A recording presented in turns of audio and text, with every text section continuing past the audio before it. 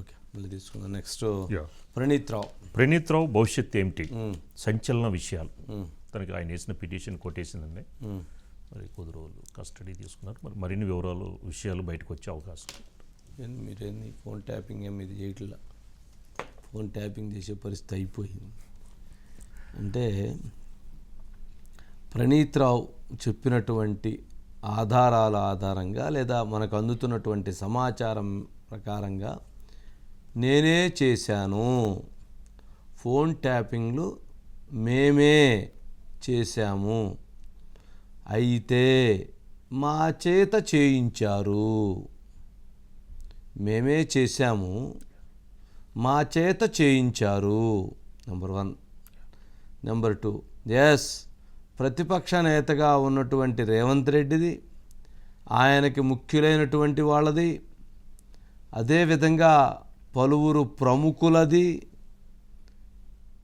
మేమే చేశాము, మా చేత చేయించారు అని ప్రణీత్ రావు చెప్తున్నాడట. ఎవరు చేయించారు, ఎవరు మీ చేత చేయించారు అని పోలీసులు అడుగుతున్నారు. ఆ చేయించినటువంటి వాళ్ళ పేర్లు చెప్పటంలో ప్రణీత్ రావు ఎందుకనో కొంత సహకరించటం లేదు అనేది ఇప్పుడు వారు వెల్లడిస్తున్నటువంటి బయటికి అందుతున్నటువంటి విశ్వసనీయ సమాచారం. అంటే తప్పు జరిగింది అని ఒప్పుకున్నారు, తప్పు ఎవరు చేయించారు అనేది చెప్పటమే ఆలస్యం. అయితే మనం అనుకున్నంతగా, నిన్న మనం చెప్పినంతగా లేదు, కానీ అంతకంటే ఎక్కువ ఉంది అంటున్నారు. లేదు లేదు, మీరు చెప్పిన దానికంటే కొంచెం తక్కువ ఉంది అని అంటున్నారు.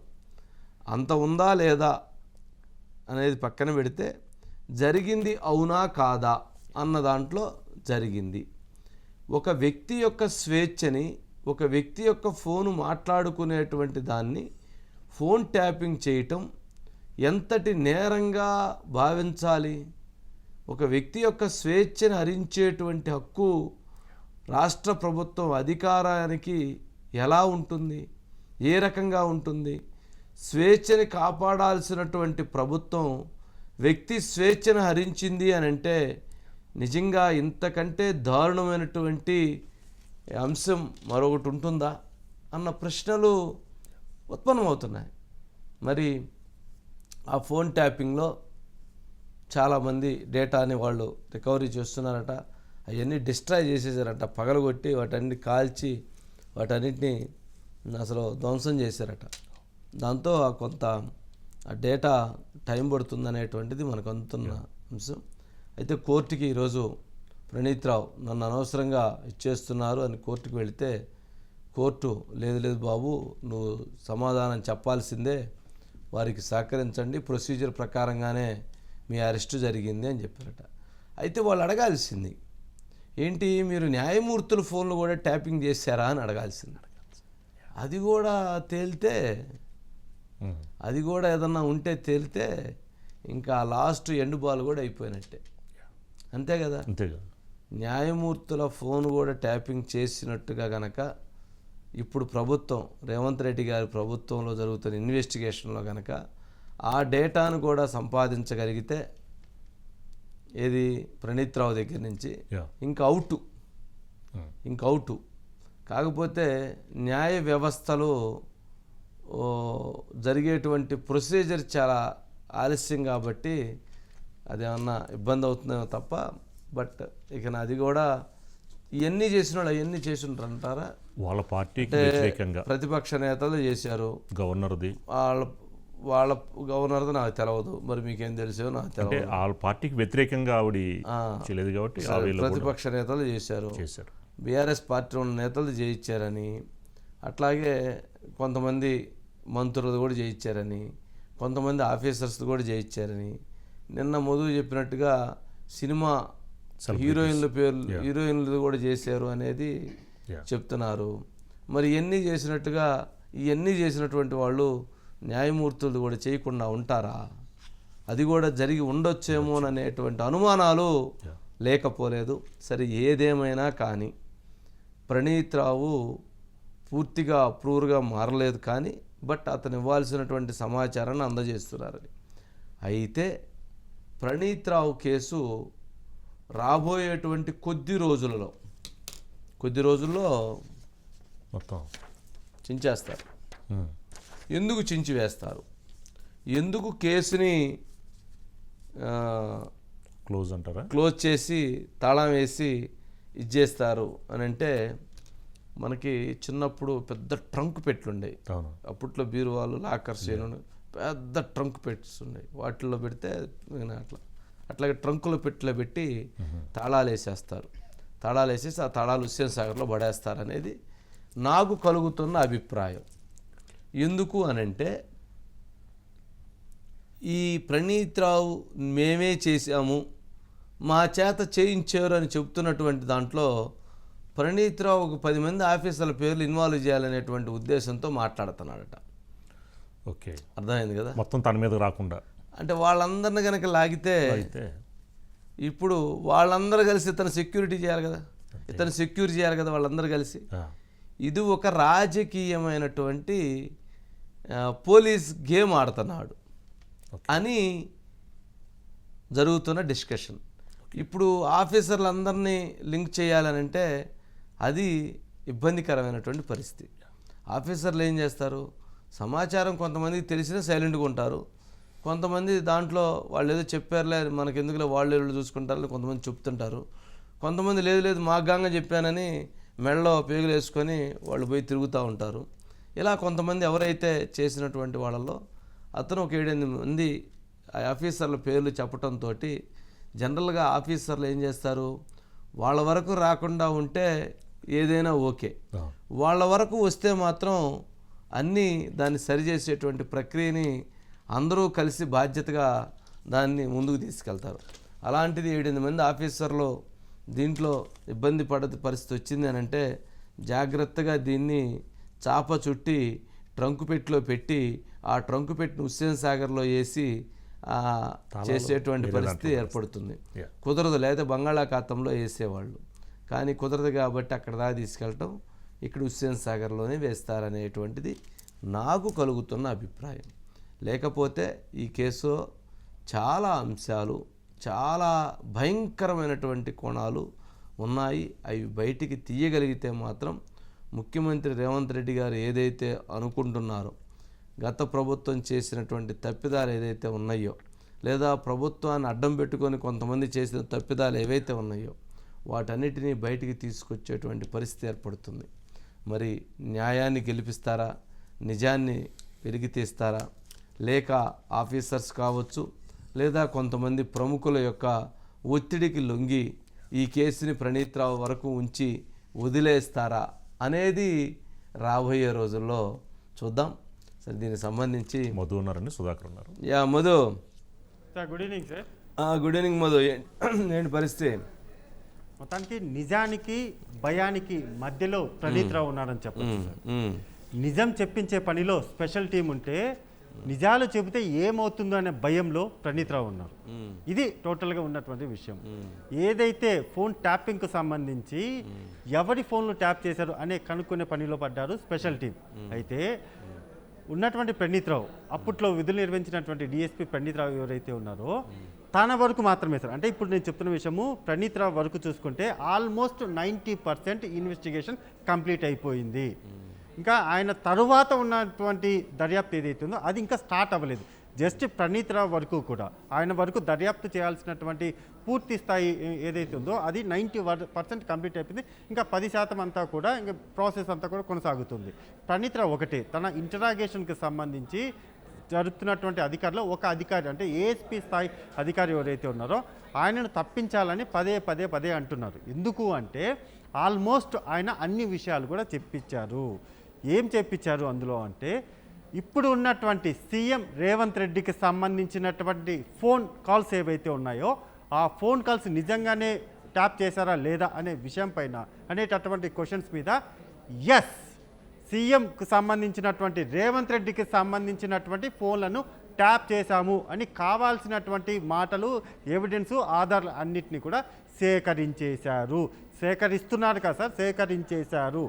కేవలం రేవంత్ రెడ్డి ఒక్కరే కాకుండా రేవంత్ రెడ్డికి సంబంధించినటువంటి వాళ్ళ అతి సమీపంలో ఉండేటటువంటి వ్యక్తులు ఎవరైతే ఉంటారో, అంటే కాంగ్రెస్ పార్టీ కావచ్చు, ఆయనకు వ్యక్తిగతంగా ఉన్నటువంటి పర్సన్స్ కావచ్చు, వాళ్ళందరి ఫోన్లను కూడా విన్నట్టుగా అయితే బయటపడిపోయింది. అది ఇంకా అఫీషియల్గా బయటికి రావాల్సినటువంటి విషయం. సో ఈ నేపథ్యంలోనే ఒక ఏఎస్పీ స్థాయి ఆఫీసర్ ఎవరైతే ఉన్నారో ఆయన పూర్తిగా కూడా ఈ కేసుకు సంబంధించి దగ్గరుండి మరి అన్ని వివరాలు కూడా ఆరాధీశారు.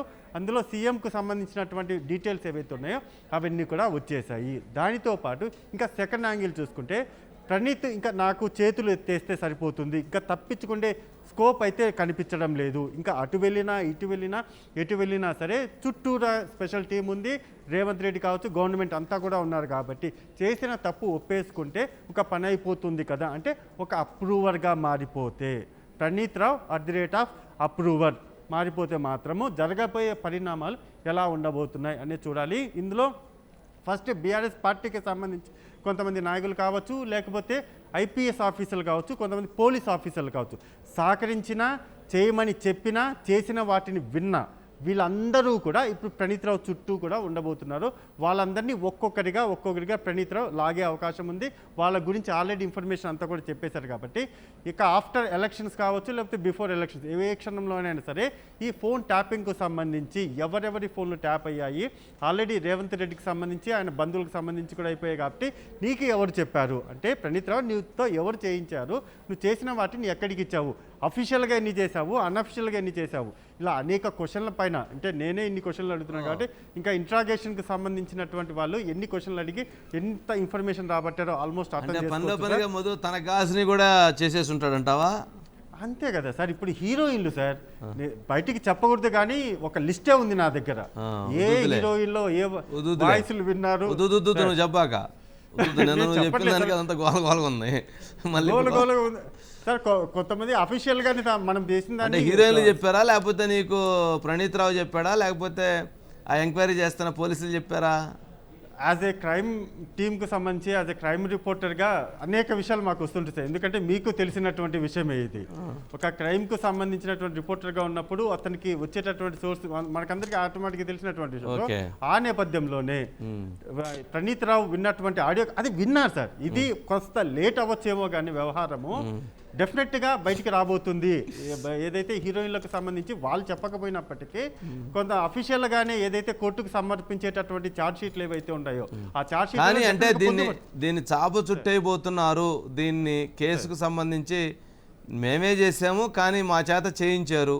ఆ చేయించినటువంటి వాళ్ళల్లో చాలామంది ప్రముఖ ఆఫీసర్ల పేర్లని తాను చెప్పబోతున్నాడని, మరి ఇప్పుడు వాళ్ళందరి పేర్లు లాగితే అది పెద్ద, ఇప్పుడు ఈ కేసే నిజంగా బుక్ చేస్తే కనుక చాలా పెద్ద తీవ్రమైనటువంటి నేరం అవుతుంది.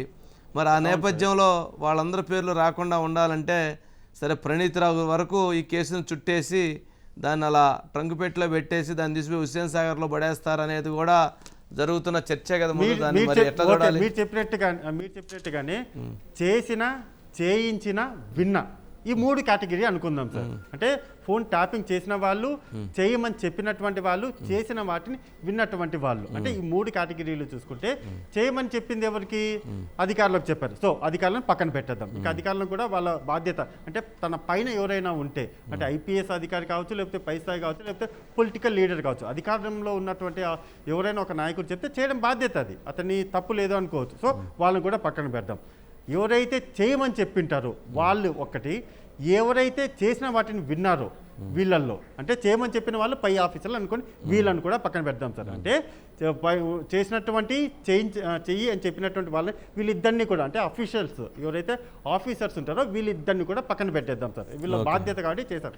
కానీ విన్నారు కదా, ఇవన్నీ కూడా విన్నారు కదా సార్, వాళ్ళని ఎందుకు వదిలిపెడతారు సీఎం రేవంత్ రెడ్డి? ఓకే, వదిలిపెట్టారు కదా సార్. సో మీరు చెప్పినట్టుగానే ఆఫీసర్స్ ఎవరైనా కూడా చేస్తారు కాబట్టి ఇంకా చూసి చూన్నట్టు వెళ్ళిపోతారు. కానీ వ్యక్తిగతంగా కొన్ని విన్నారు కదా, వాటి విషయంలో మాత్రం సీఎం రేవంత్ రెడ్డి చాలా సీరియస్ గానే ఉన్నట్టుగానైతే సమాచారం sir. Okay, right Madhu. Sudhakar ఉన్నారు. Right Sudhakar sir. Good evening sir. Good evening Sudhakar. మొత్తానికి ఫోన్ ట్యాపింగ్ వ్యవహారం వరంగల్ చుట్టూతో తిరుగుతున్నట్లుంది. వరంగల్లో ఉన్నటువంటి పాత ముఖ్యమైనటువంటి బాసులు, ముఖ్యమైనటువంటి నేతలు, వాళ్ళ ప్రమేయం కూడా ఉంది అనేటువంటిది కూడా ఒకటి బాగా నడుస్తుంది. సరే ఏదైనా కానీ ఆ ఫోన్ ట్యాపింగ్ ఏమో కానీ ఇప్పుడు అందరికీ ట్యాపులు తిప్పుతా ఉన్నట్లున్నారు, ఏంటి పరిస్థితి? అంటే దుగ్గ్యాల ప్రణీత్రావుది స్వగ్రామం వరంగల్ జిల్లా సార్. అదేవిధంగా ఆయన అమ్మమ్మ ఊరు పర్వతగిరి అనేది మాజీ మంత్రి ఎర్రవెల్లి దయాకర్ స్వగ్రామం. అదేవిధంగా పర్వతగిరిలో కూడా ఇతను ఒక వార్ రూమ్ పెట్టాడు అనేది ఇప్పుడు పోలీసుల నుంచి అందుతున్న సమాచారం. అందుకే వరంగల్ జిల్లా అనేది ఇప్పుడు దుగ్గ్యాల ప్రణీత్రావు విషయంలో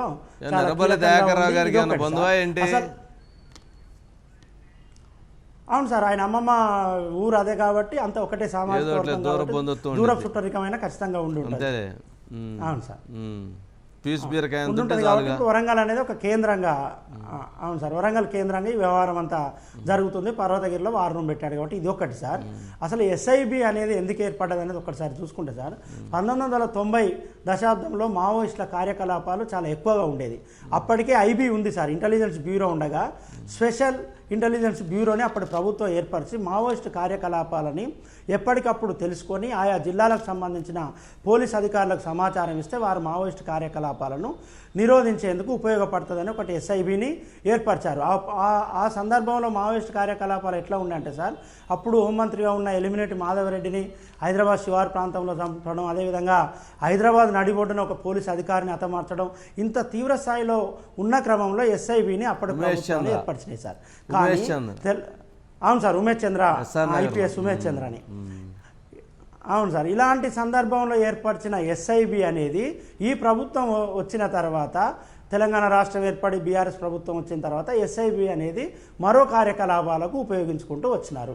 ఏ కార్యకలాపాలకు ఉపయోగించినారు అనేది ఇప్పుడు అందరికీ తెలిసిన విషయమే, దీన్ని మళ్ళీ ప్రస్తావించాల్సిన అవసరం లేదు. కానీ సార్, 2023 డిసెంబర్ 3వ తేదీన ఎన్నికల ఫలితాలు రాగానే ప్రణీత్రావు అనే ఎస్ఐబి డిఎస్పి ఆ ఎస్ఐబి కార్యాలయానికి ఫోన్ చేసి అక్కడ విద్యుత్ సరఫరాను నిలిపివేసి సీసీ కెమెరాలను ఆఫ్ చేయించి ఆయన కార్యాలయంలోకి వెళ్ళి హార్డ్ డిస్కులన్నీ ధ్వంసం చేసి, అదేవిధంగా అందులో ఉన్న మొత్తం పరికరాలు ఏవైతుంటే వాటన్నింటిని ధ్వంసం చేసి మిగిలిన వాటిని తీసుకెళ్ళి వికారాబాద్ అడవుల్లో పడేశాడు ఆ రాత్రి. అయితే ఇది పడేయగానే ఒక్కసారికి ఇది బయటికి రాగానే దీంట్లో అన్నీ క్లియర్గా జరిగి, అంటే ఎస్ఐబి అనేది పూర్తి స్థాయిలో అసాంఘిక శక్తులు లేకుంటే ఉగ్రవాదులు తీవ్రవాదులకు సంబంధించిన వారి ఫోన్ ట్యాపింగే మాత్రం చేసి ఉంటే హార్డ్ డిస్కులు ఎందుకు ధ్వంసం చేస్తాడు, అందులో ఉన్న ఎక్విప్మెంట్ని అంతా ఎందుకు ఆయన కాలబెడతాడు, లేకుంటే అన్ని తీసుకెళ్ళి ఎందుకు వికారాబాద్ అడవుల్లో పారేస్తాడని పోలీసులకు అనుమానం వచ్చి పంజగుట్ట ఏసీపీతో కేసు నమోదు చేయించి ఈయనను పోలీస్ కస్టడీకి తీసుకొని ప్రస్తుతం జూబ్లీహిల్స్ పోలీసులు ఈయన విచారణ చేస్తున్నారు. జూబ్లీహిల్స్ పోలీసులు ఈయన విచారణ చేస్తుంటే ఈయన హైకోర్టును ఆశ్రయించాడు. కింది స్థాయి కోర్టు ఇచ్చిన ఆదేశాలకు విరుద్ధంగా నన్ను విచారణ చేస్తున్నారు. ఉదయం 8 గంటల నుండి రాత్రి 8 గంటలకు విచారిస్తున్నారు. విచారణకు సంబంధించి ఎప్పటికప్పుడు ఈ సమాచారాన్ని మీడియాకు లీక్ చేస్తున్నారు. అదేవిధంగా నా బంధువులను నాకు గెలవకుండా చేస్తున్నారు. 2 రోజులకు ఒకసారి నాకు వైద్య పరీక్షలు నిర్వహించకుండా చేస్తున్నారు. విచారణ అయిపోగానే నన్ను చెంచల్గూడ జైలుకు తరలించాలి, కానీ చెంచల్గూడ జైలుకు తరలించట్లేరు. ఇవన్నీ చెబుతూ ఆయన హైకోర్టులో పిటిషన్ దాఖలు చేస్తే నిన్న వాదోపవాదాలు ముగిశాయి. ఇవాళ కోర్టు కూడా తీర్పునిచ్చింది. అన్ని సక్రమంగానే జరుగుతున్నాయి. చాలా తీవ్రమైన నేరం ఇది.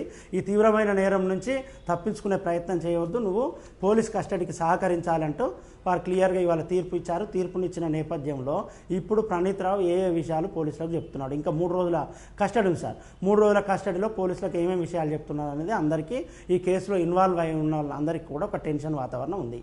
ఎవరు అవునన్నా కాదన్నా మాజీ ఐపీఎస్ అధికారి ప్రభాకర్ రావుకి నా బంధువు. ప్రభాకర్ రావు నల్గొండ డిఎస్పీగా పనిచేసినప్పుడు సిఐగా ఉన్న ప్రణీత్రావును తీసుకొచ్చి ఆయన బ్యాచ్మెంట్లైన సిఐలందరికీ ఎవరికి ప్రమోషన్ లేకున్నా ప్రణీత్రావుకు ప్రమోషన్ ఇచ్చి ఆయనను తీసుకొచ్చి ఎస్ఐబిలో డిఎస్పీగా పెట్టి ఈ పూర్తిగా ఫోన్ ట్యాపింగ్ వ్యవహారం అంతా ఈయనతోటే నడిపించాడు ప్రభాకర్ రావు. కాబట్టి ఇప్పుడు ప్రభాకర్ రావుతో పాటు చాలామంది పోలీసు అధికారుల పేరున్నాయి సార్. ఒకటే సామాజిక వర్గానికి సంబంధించిన సుమారు 10 మంది పోలీసు అధికారులు ఇందులో ఇన్వాల్వ్ అయి ఉన్నారు. ఇందులో 8 మంది పోలీసుల అధికారులు ఇప్పటికే రిటైర్డ్ అయి ఉన్నారు. ఒక ప్రణీత్రావుతో పాటు మరొక అధికారి మాత్రమే ఇప్పుడు ఇంకా విధుల్లో కొనసాగుతున్నారు. రిటైర్డ్ అయిన పోలీసు అధికారులతో పాటు గత ప్రభుత్వంలోని కీలకమైన నాయకులందరి ప్రమేయం ఉంది అనేది నిర్వివాదమైన అంశం. కాబట్టి దీంట్లో ఎవరెవరు బయటకు వస్తారు. ఈ పోలీస్ కస్టడీ ముగిసేలోపు ఇంకా ఎవరెవరిని ముగియగానే ఇంకెవరెవరిని కస్టడీకి తీసుకొని విచారిస్తారు. కేవలం పోలీస్ అధికారుల వరకే విచారణ కొనసాగుతుందా, లేకుంటే రాజకీయ నాయకులు ఎవరైతే కీలక నేతలు ఉన్నారో వారికి కూడా నోటీసులు ఇచ్చి వారికి కూడా వారెంట్ సర్వ్ చేసి వారిని కూడా ఏమైనా అదుపులోకి విచారిస్తారా? ఈ అంశాలన్నీ అయితే ఇప్పుడు బయటికి రావాల్సి ఉంది సార్. ఈ బయటికి వస్తే ఇది పెను ప్రకంపనలు సృష్టించే కేసుగానే చూడాల్సి ఉంటుంది. అంటే ఇప్పుడు చాలా మంది పేర్లు వస్తున్నాయి కదా సుధాకర్, చాలా మంది ఆఫీసర్ల పేర్లు వస్తున్నాయి కాబట్టి ఇప్పుడు ఆఫీసర్ల పేర్లు రావడానికి ఎవరు ఇష్టపడరు కాబట్టి వీళ్ళందరూ కలిసి ఈ కేసుని ఇక్కడితోటి ఆపేసి ముఖ్యమంత్రి గారిని ఒప్పించి, సార్ ఇప్పుడు మా జీవితాలన్నీ పోతాయి, మేము ఆ రోజు మేము చేసిన తప్పేం లేదు, దాంట్లో ఆ ప్రొసీడింగ్స్లో అట్లా జరుగుతూ ఉన్నప్పుడు మేము ఏదో చూడటమో వినటమో జరిగింది తప్ప మాకేం సంబంధం లేదు, ఇప్పుడు మేమందరం ఇరుక్కోవాలి, మా జీవితాలు పోతాయి కాబట్టి దీన్ని చుట్టేసి హుస్సేన్ సాగర్లో ఏంటంటే కుదిరిద్దంటావా? పోలీస్ అధికారులకు సార్ ఏ ప్రభుత్వం ఉన్నా ఆ ప్రభుత్వానికి అనుకూలంగా పోలీస్ అధికారులు పనిచేస్తారు. గతంలో బీఆర్ఎస్ ప్రభుత్వానికి అనుకూలంగా పనిచేశారు, ఇప్పుడు కాంగ్రెస్ ప్రభుత్వానికి దేశద్రోహ నేరం కదా, ఈ విచారణ ఎంతటితో నిలిపేయండి అని చెప్పే అవకాశం ఉంటుంది. కానీ సార్ ఫోన్ ట్యాపింగ్ వ్యవహారంలో అతి ఎక్కువగా నష్టపోయింది రేవంత్ రెడ్డి సార్. ఆయన ఎక్కువగా నష్టపోయాడు కాబట్టి, ఆయన ఫోన్ ఎప్పటికప్పుడు ట్యాప్ అయింది కాబట్టి, ఆయన వాట్సాప్ కాళ్ళు ఆ వాట్సాప్ చాటింగ్ కూడా ట్యాప్ అయింది కాబట్టి అంత ఈజీగా ఆయన వదులుతాడని భావించకుండా ఉండాల్సి ఉంటుంది. అదొక అంశం సార్. ఏ విచారణ అయినా ప్రభుత్వం విచారణను సీరియస్గా వేగవంతం చేసి విచారణ జరిపి ఆ విచారణ నిలిపివేస్తే అది పులి మీద స్వారీలాగా చూడాల్సి ఉంటుంది సార్. ఆ విచారణ జరిగినంతసేపు పులి మీద స్వారీ చేసినట్టుగానే ఉంటుంది. విచారణ నలిపివేస్తే కిందికి దిగితే ఆ పులి తినేస్తుంది. ఎందుకంటే లిక్కర్ స్కామ్లో కవిత ఇంటరాగేషనే మనం చూసాం సార్. చాలా సందర్భాల్లో ఈడీ ఆమెకు నోటీసులు ఇచ్చింది, చాలాసార్లు ఢిల్లీలో విచారించింది. ఢిల్లీలో విచారించినప్పుడు చాలా హంగామా జరిగింది, ఇదిగో అరెస్ట్ అంటే అదిగో అరెస్ట్ అయ్యారు. చివరికి ఆమెను అరెస్ట్ చేయకుంటే భారతీయ జనతా పార్టీ తెలంగాణ రాష్ట్రంలో ఏ స్థాయిలో నష్టపోయిందో మనం చూసాం. కాబట్టి ఇప్పుడు అనేక అంశాల్లో ఇప్పుడు విచారణ జరుగుతున్నాయి. ఈ జరుగుతున్న విచారణకు విపరీతమైన పబ్లిసిటీ వస్తుంది. ఈ పబ్లిసిటీ వచ్చి ఒక్కసారిగా కాంగ్రెస్ ప్రభుత్వం ఆ విచారణను నీరుగారిస్తే ఈ ప్రభుత్వం కూడా రాజకీయంగా నష్టపోయే అవకాశం ఉంటుంది. తెలంగాణ ప్రజలలో అబాస్ పాలయ్యే అవకాశం ఉంటుంది. కాబట్టి ఈ ప్రభుత్వం అంత ఈజీగా ఫోన్ ట్యాపింగ్ వ్యవహారాన్ని ఇది చాప చుట్టేస్తుందనో లేకుంటే నీరు గారుస్తుందనో భావించడానికి వీల్లేదని అనుకుంటున్నాం సార్. ఓకే సుధాకర్.